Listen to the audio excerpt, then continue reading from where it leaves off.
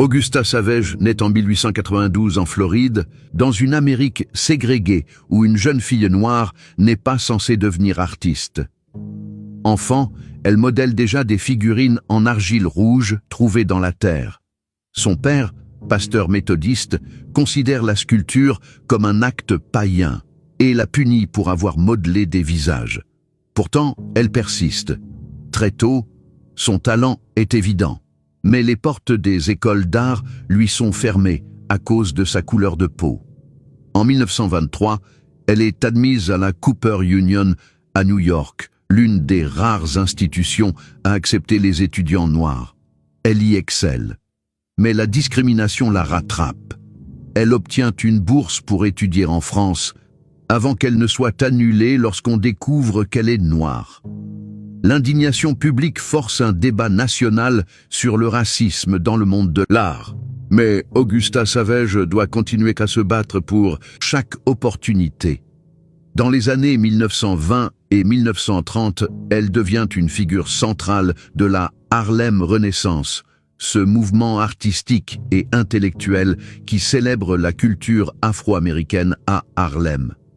Elle ne se contente pas de créer, elle ouvre des portes. Elle fonde le Savage Studio of Arts and Crafts, puis dirige le Harlem Community Art Center, financé par le New Deal. Elle forme toute une génération d'artistes noirs, dont le futur peintre renommé Jacob Lawrence. À une époque où les musées excluent largement les artistes noirs, elle crée ses propres espaces de formation et d'expression. En 1939, elle réalise son œuvre la plus célèbre, The Harp, une immense sculpture inspirée du poème Lift Every Voice and Sing, souvent appelé l'hymne national afro-américain.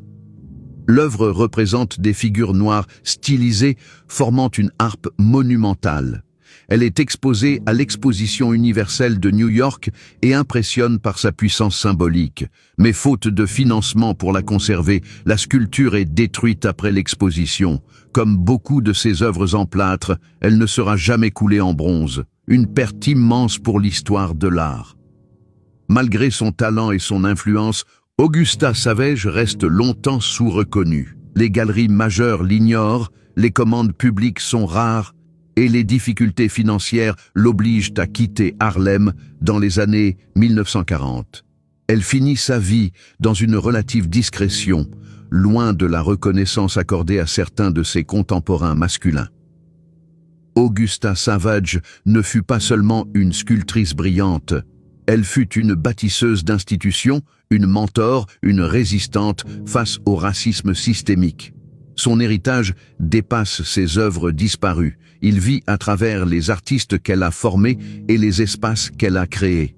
Trop peu reconnue de son vivant, elle est aujourd'hui considérée comme une figure essentielle de la Harlem Renaissance et de l'histoire de l'art afro-américain. Son histoire nous rappelle que certains piliers culturels ne sont pas toujours ceux que l'on voit en premier, mais ceux qui ont soutenu toute une génération dans l'ombre. Like, abonne-toi et partage.